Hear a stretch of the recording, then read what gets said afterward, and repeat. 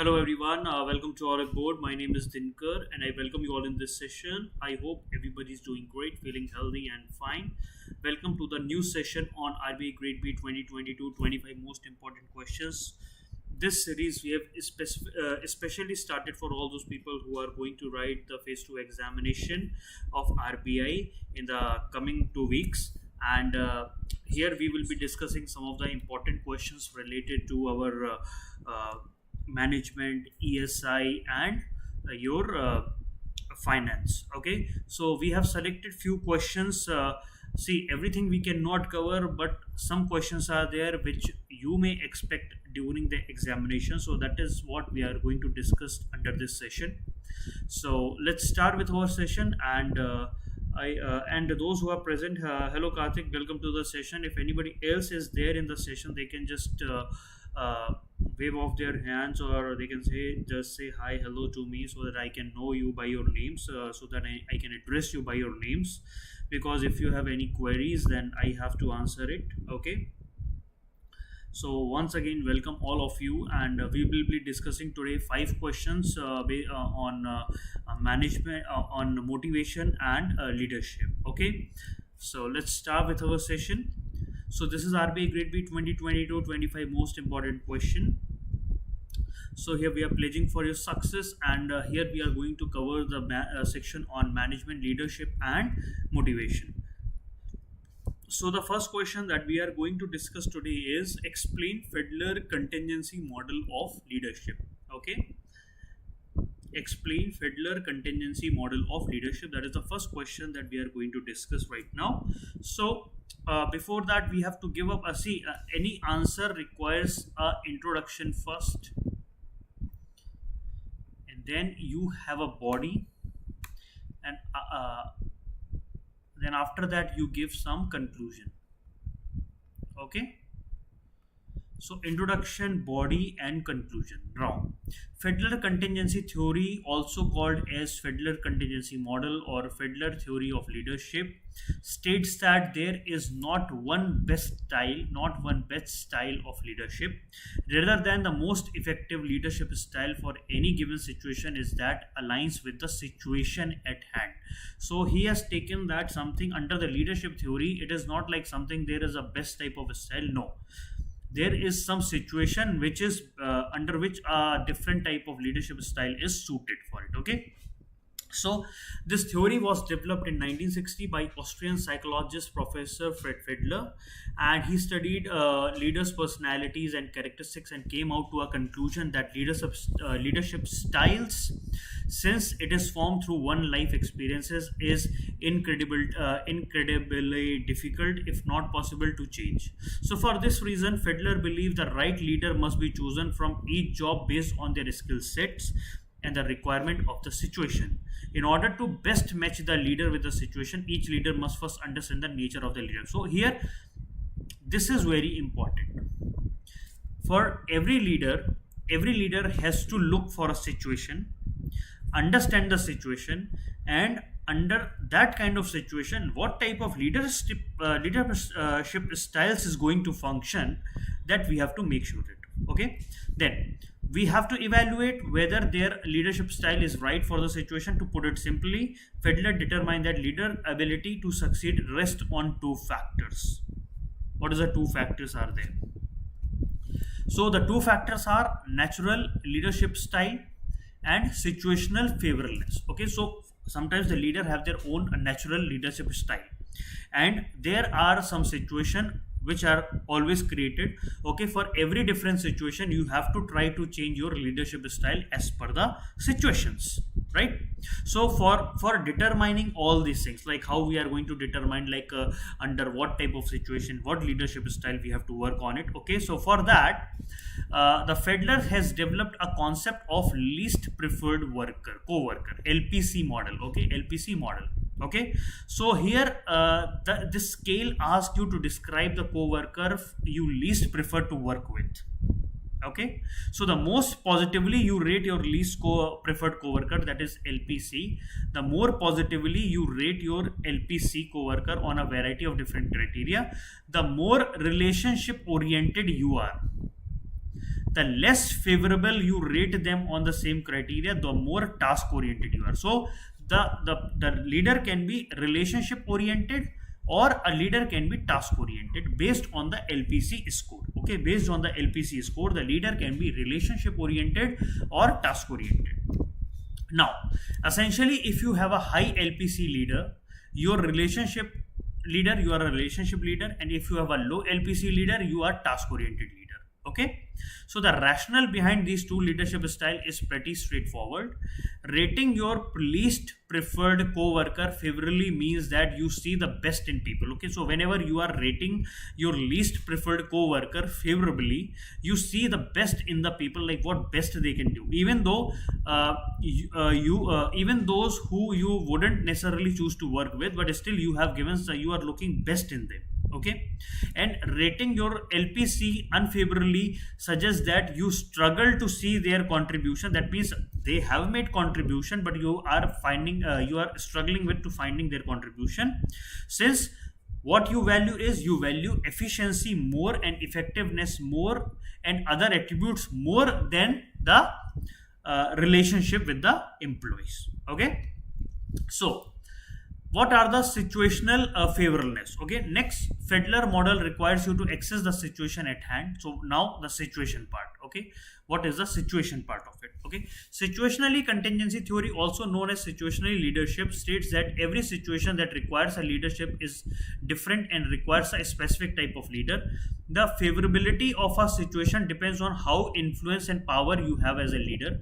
So situational favorableness is determined by three variables: leader membership relationship, task power, and position power. Okay, so leader member relationship is all about trust. Task structure refers to the clarity of the task which is there in the hand, and finally the position power refers to the authority you have over your team as a leader. Okay, then Fiddler contingency theory of leadership serve as a great reminder that leadership isn't uniform. If your team isn't performing as well as it should be, it might not mean that you aren't a good leader. Rather, your natural leadership style might not be what best for your team needs at a moment. Okay, so this can be part of your concluding para. Okay, there you have concluded on a balanced note that it doesn't if your team is not performing well, it doesn't mean that you are not a good leader. Maybe you are utilizing some different kind of leadership style which is not as favorable with the team which is working for you. Okay, so this is the Fiddler contingency theory model. Anybody has any kind of query or question regarding this answer, you can ask me. Anybody has any question to ask?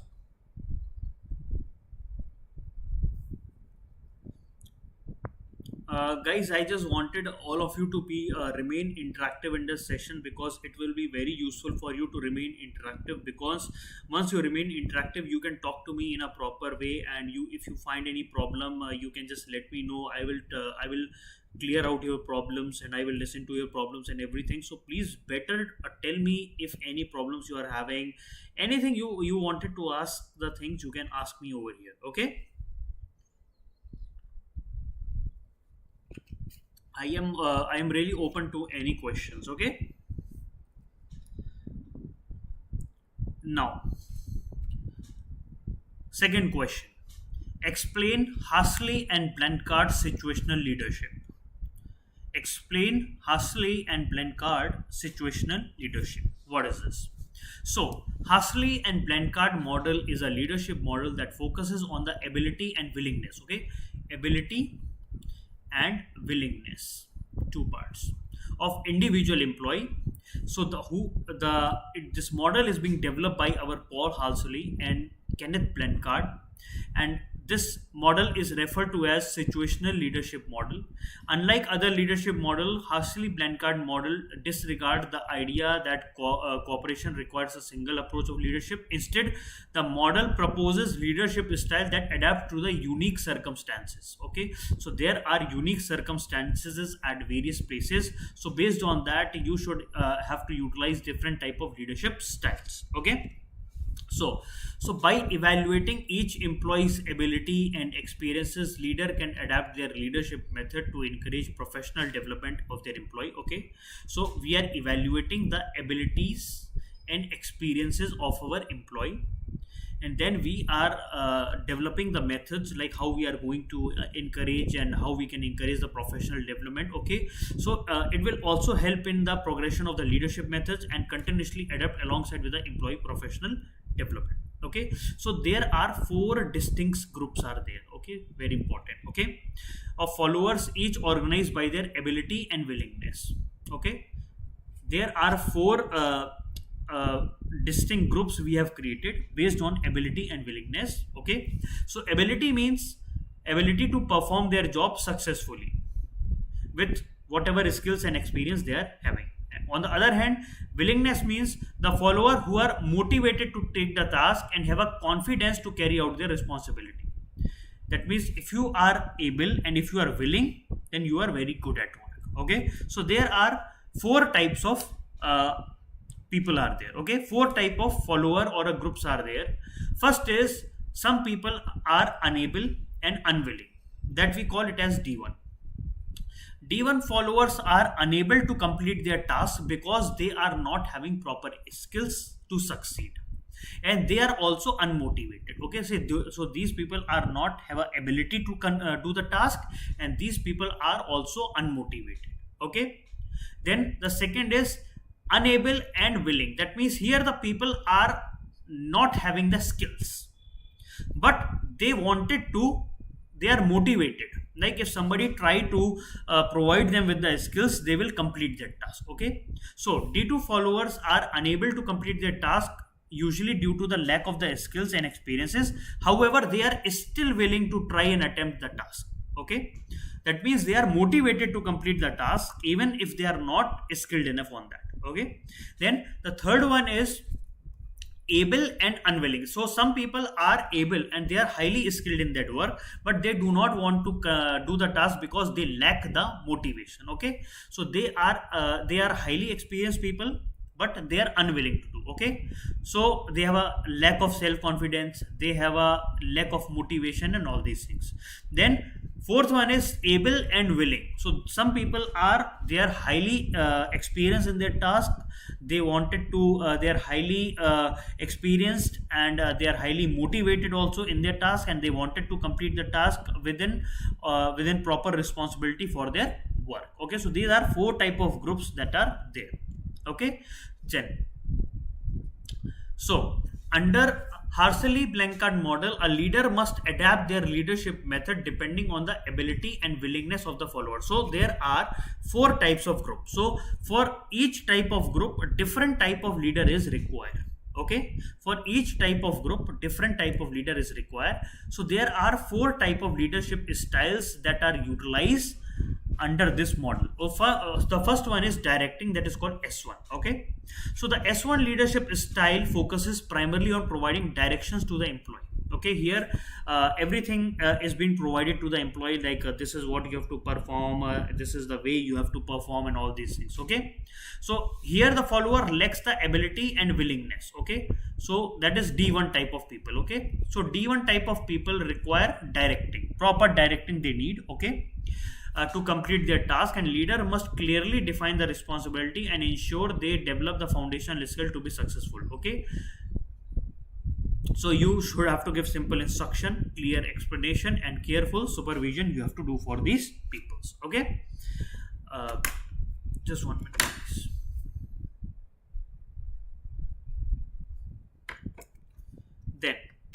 Then we have a second type of style, that is called coaching type, that is called S2. Okay, so here the style provides follower with both directions and personal support. So you are getting directions from the leader and personal support also. Okay, so here follower are still unable to do or perform the work, but they are motivated.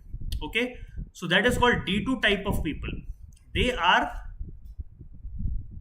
not able, they are unable to perform the type because of the lack of the skills, but still they are motivated.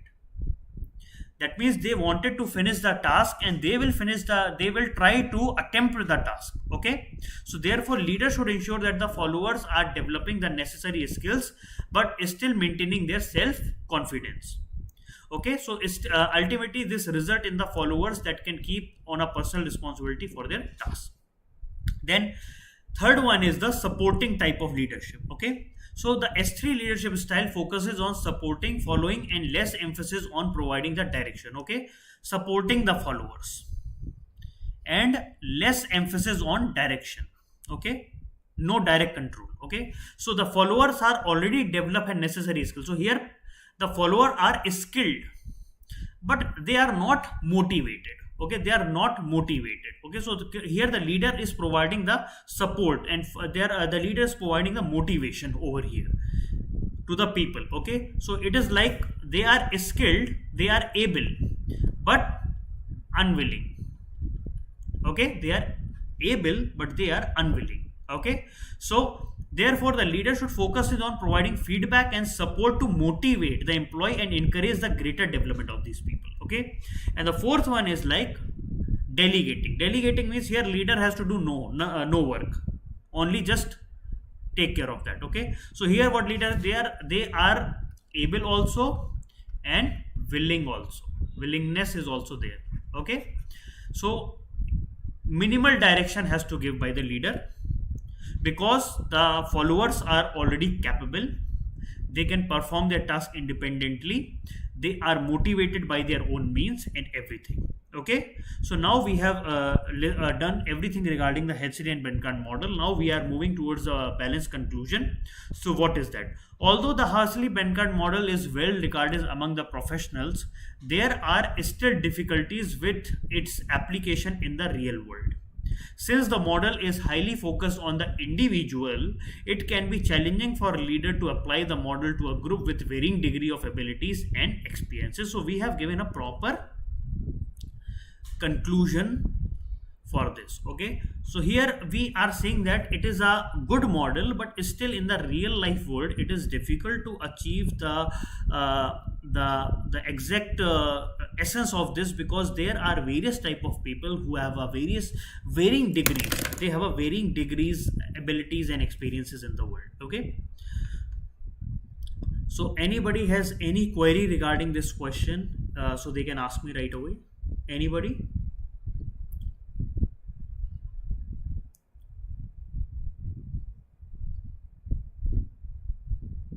Anybody has any query, they can ask me regarding this question.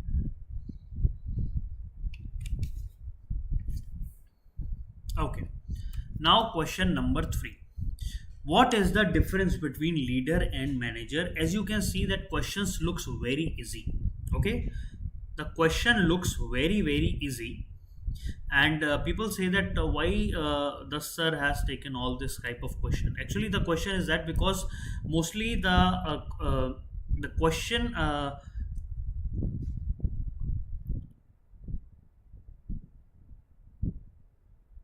can you hear me, guys? Yeah, so normally here the question is that since the paper is of static in nature, the management paper is of static in nature, so these kind of questions are normally asked because minute differences are there between all these things. So they may ask you regarding this. So what is the difference between leader and manager? Okay, so let's start with our answer over here.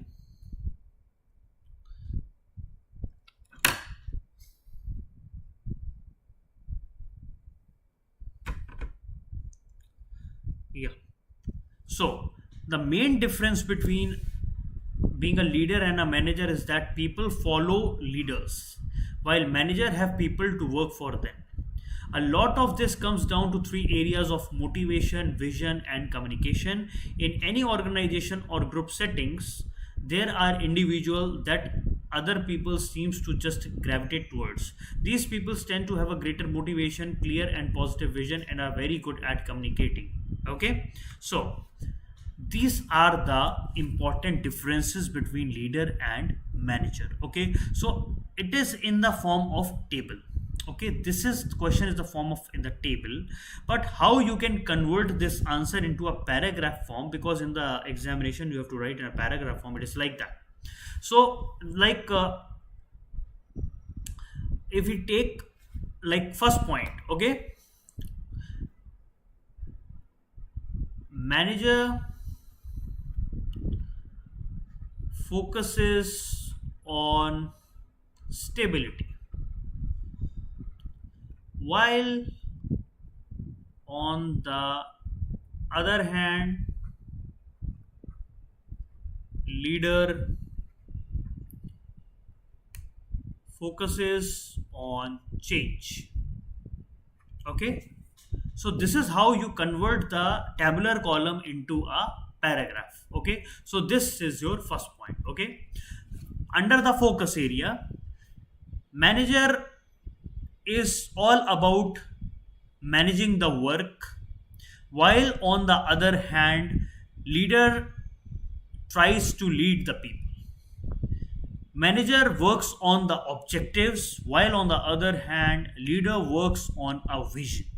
Okay, so this is how you can convert all these points for under the like from this tabular column into a paragraph form. Okay, one point you can do, so you can have around how many points, this is your 1 2 3 4 5 6 7 8 14 points, 14 points, 14 lines, and properly you can write, and easily you can achieve a word limit by providing a better paragraph over it. Okay, so the subjects under which leader and manager classification has been done is based on essence, focus, what they seek, what they foresighted, what is the decision making, what is the approach they are taking, what is the power, style, persuasion, culture, values, concern, action, and what ask. Okay, so these are the basis of the difference between the leader and a manager. Okay, now we are moving towards the fourth question. Fourth question is differentiate between the process theory and content theory of motivation. Now we are moving towards the motivation. Okay, so as you all know that there are various type of theories. Okay, so there is a difference between process theories and content theories. So what is the meaning of this process theories and content theories of motivation? Okay, so difference between the content theory and process theory is that content theory emphasizes on the reason for changing the human needs frequently, while process theory focuses on the psychological process which affects the motivation with regards to the exception goal, perception of the equity, and everything. Both these theories are linked with motivation, and here we are trying to attempt the theories and compare them both in order to identify the difference between the content theory and process theories. Okay, so content theory or need theory can be identified as the earliest theory, or you can say as a traditional theory, that are related with the concept of motivation. It outlines the reason for motivating an individual. That means it explains the necessity and requirement that are essential to motivate the people. So here in the content theory, the main thing, what is the necessity, is that they are looking for, it explains the necessities and requirement that are essential to motivate any person. Okay, so some peoples have developed the theory. So who have developed the theories under this? So Abraham Maslow, Maslow hierarchy need theory, Frederick Herzberg two-factor theory, David McLennan need for achievement, affiliation, and power. Okay, so in Maslow hierarchy of need, there are 5 levels that we have discussed of a need: of a psychological need, safety need, social needs, esteem needs, and self-actualization. So you can have that pyramid, you know, the pyramid has been divided into 5 parts. Okay, so the top portion is called the self-actualization need. Okay, so if one individual could pursue one level of need of a hierarchy, then he tries to pursue the second hierarchy. Okay, then it tries to pursue the next level of need, and it is believed that individuals fulfill their needs according to the hierarchy order. Okay, so Herzberg developed the two-factor theory, which, so here Maslow we have discussed. Now Herzberg. So see, we have asked only the difference between content theory and process theory, but still in the difference between we have to talk about few of the important theories, that too in a very precise form. Okay, that too in a very precise form. Then Herzberg developed the two-factor theory, which indicates that individual motivation depends on two factors: hygiene factors and motivator.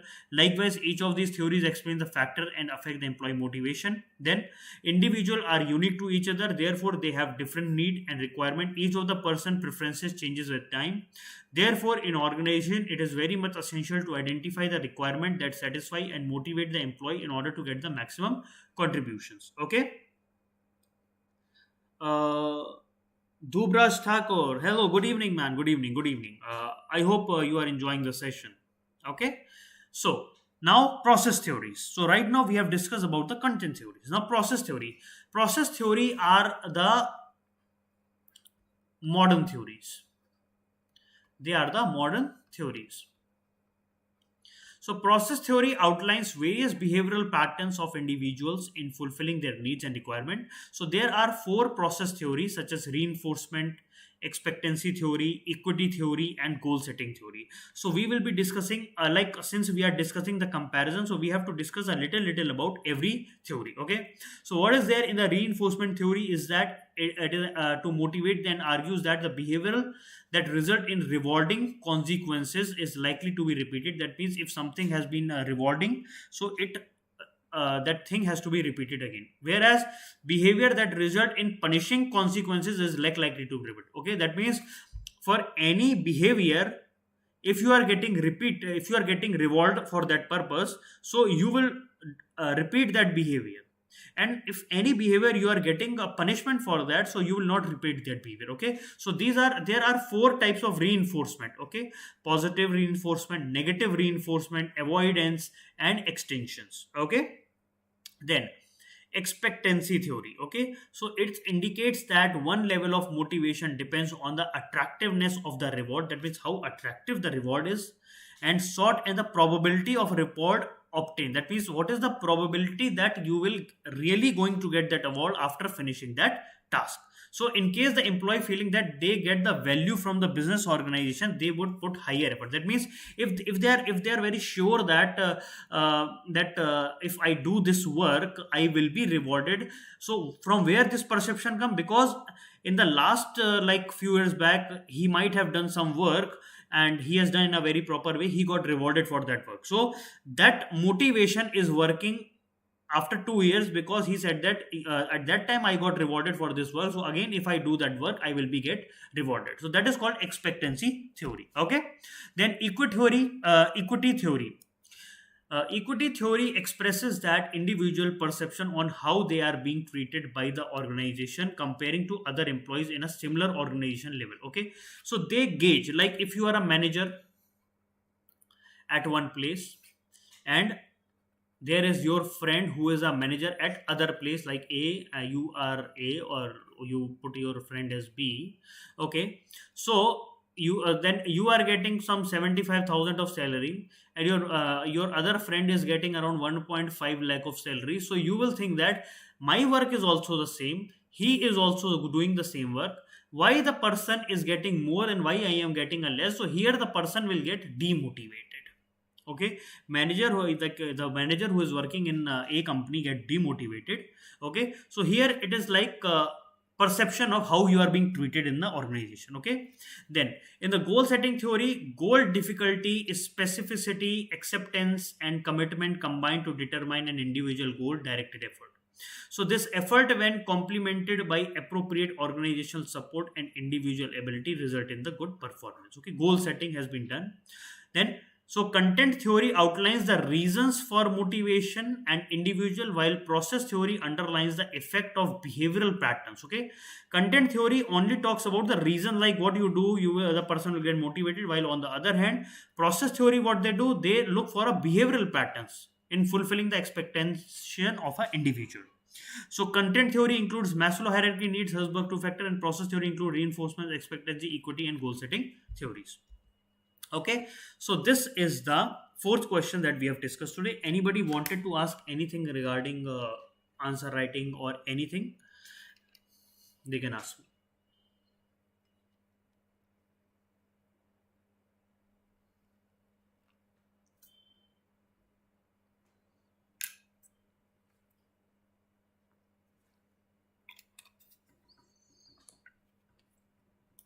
Okay, now we will be discussing the last part of this uh, lecture today, that is question number 5. So under question number 5, explain equity theory of motivation with example.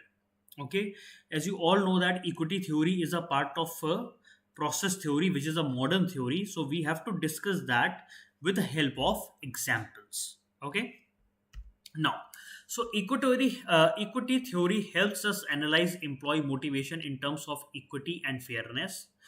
Workplace motivation differs from employee to employee. For some employee, motivation means money, status, and for the other, it is about doing their best and becoming a star performer.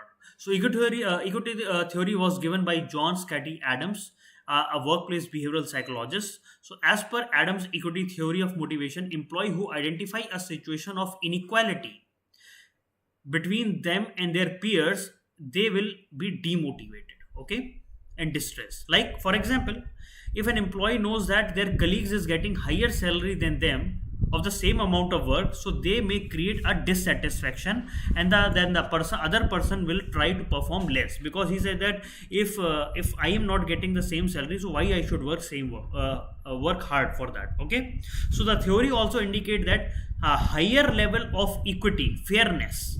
Here the equity means, we are talking here, whenever we are talking here in the equity theory, we are normally talking about the fairness of the work. Okay, so higher the equity or fairness among the employee, higher level of motivation. Similarly, the prime reason for employee demotivation is inequity or less fairness. Okay, now, so for better understanding of Adams equity theory, we must know the inputs and outputs, like what are the inputs are there and what outputs we are getting and how we are measuring these inputs and outputs. Okay, so inputs are nothing but a things an employee does to achieve an output. Okay, input is nothing but a thing an employee do to achieve an output. Okay, so what are the inputs that any employee do?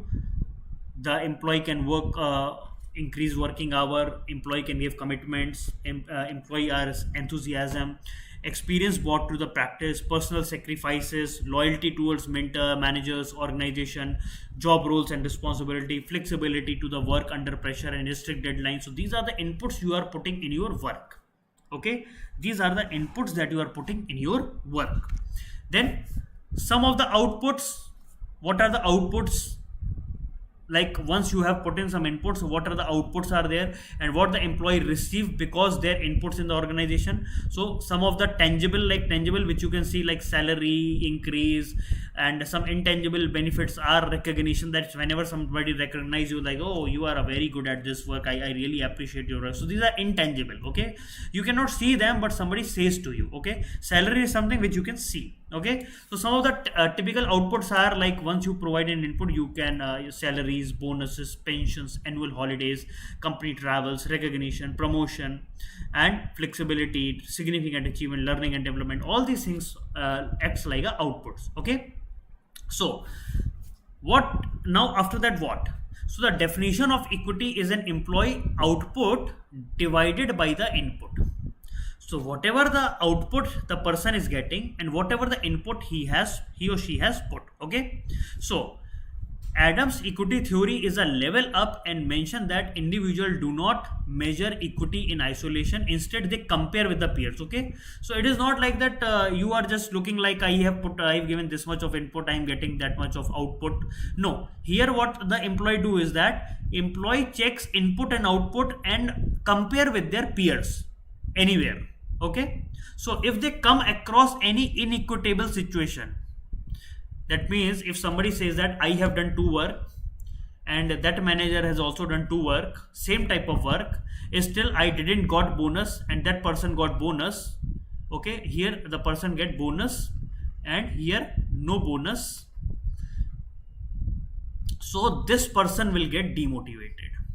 Okay, so to maintain in the balance, employee constantly regulate their inputs. So let's say X and Y have identical inputs, but the output of Y is vastly larger. That means inputs are same, the Y has got larger output than X, so X would feel demotivated. Okay, so employee will have to give better inputs if their outputs are more significant and their colleagues doing the same job. Employee perception of equity depends on how their manager treats them by giving them equal respects and opportunities. Okay, so Adams' equity theory of motivation indicates that employee can attain higher motivation when every employee gets equal and fair opportunities. Equal and fair opportunities. Okay, so it is common for employee to compare themselves to other employee from inside and outside the organization.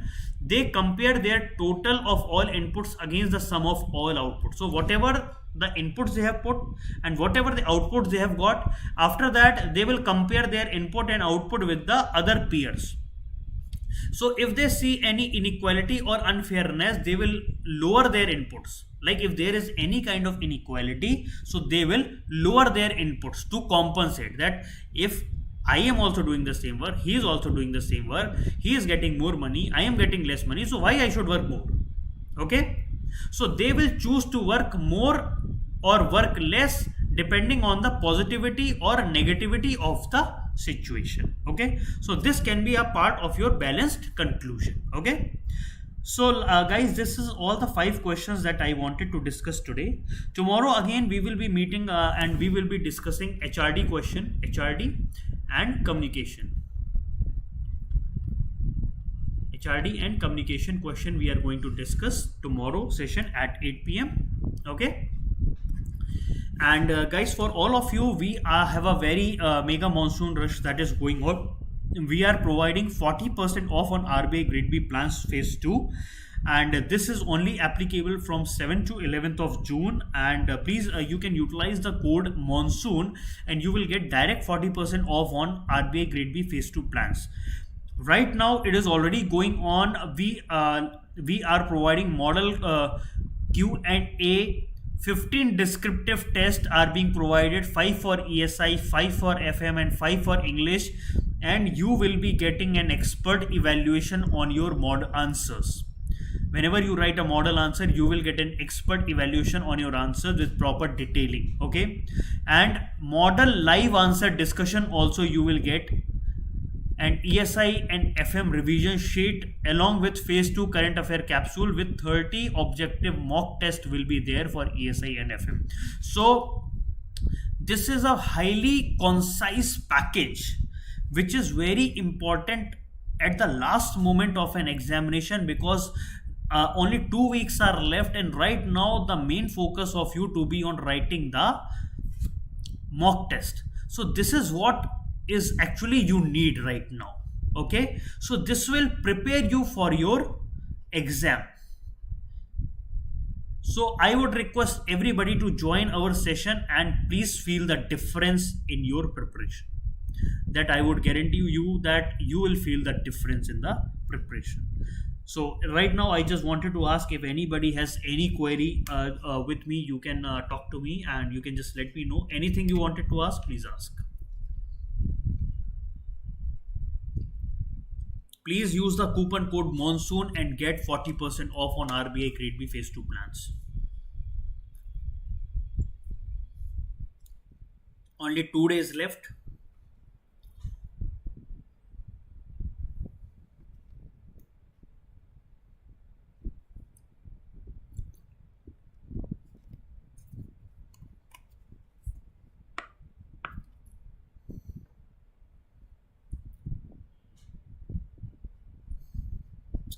Okay guys, so thank you so much and please dream it, make them happen in the real.